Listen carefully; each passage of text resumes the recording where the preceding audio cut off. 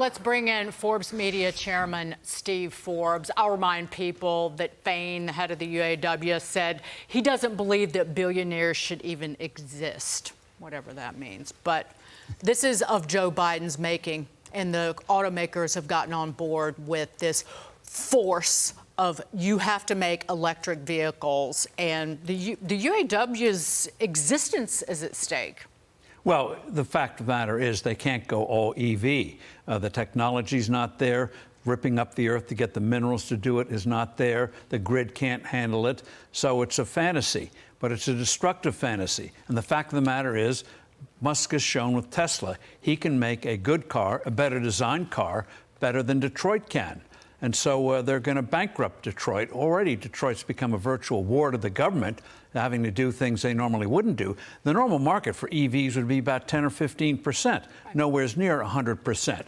So if they go through any kind of a big increase on the contract, they're going to destroy the industry. They're going to have to bail it out again. Steve, let's talk about that, because you wrote a column on how Washington and the UAW, how they're ruining the auto industry, and how the chaos will stem and does stem from Biden's utterly unrealistic demands to abandon fossil fuels and make this transition to EVs. So, again, you have the UAW, you have Washington, and you have the auto companies actually not pushing back and fighting back on these EV mandates. Ford alone lost $4.5 billion, and they're not going, time out, Mr. President. We want to go a different direction. They just kind of take it lying down.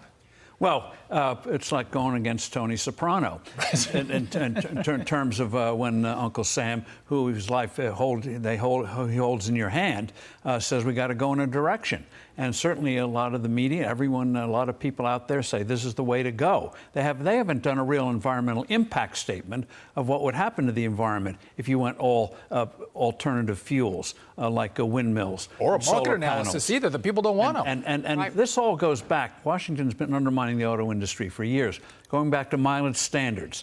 They wanted us to use less fuel, so instead of putting in a gasoline tax, which the Europeans did, taxes are not popular here, thank goodness, they put in mileage standards, which ended up totally pretzelizing the industry in terms of they had to turn out a lot of cars that they lost money on to meet these standards, and so they had to bet everything on SUVs and heavy-duty trucks. So when that market gets in trouble, boy, they saw in 2007, 2009 what happened. Now they're doing it again. Those SUVs are the lifeline, and Biden wants to take away their lifeline. They can't afford these losses.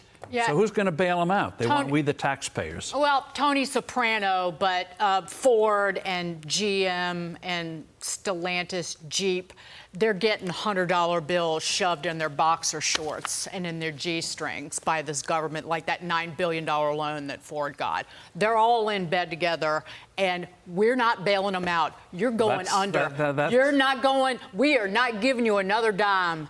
You're going under. GM still owes us $11 billion. No more. No more. Goodbye. I don't care. No more. That's why after 2024, the way you bail out the industry is removing all of these crazy regulations, let free enterprise reign, and the industry will recover. Remember, back in the late 70s, early 80s, they're all on the financial ropes, but they got their act together, epitomized by what Lee Iacocca did with Chrysler. They became competitive. And you look at the South, where foreign car makers have plants, they do very well in this country. We're buying Free Toyotas. enterprise works. All right, let's get to this, because it looks like 80,000 new agents wasn't enough for the Biden administration. A watchdog report says the IRS is looking to hire an additional 3,700 tax enforcers who will go after high-income earners. And that could mean those making under $400,000. But the kicker is the agency has no clear way to define who a higher earner income, who makes a higher earner income and who doesn't. So can we all expect audits now on the horizon, Steve? Oh, you know it's going to happen. And the last name of Forbes, you're going to get one.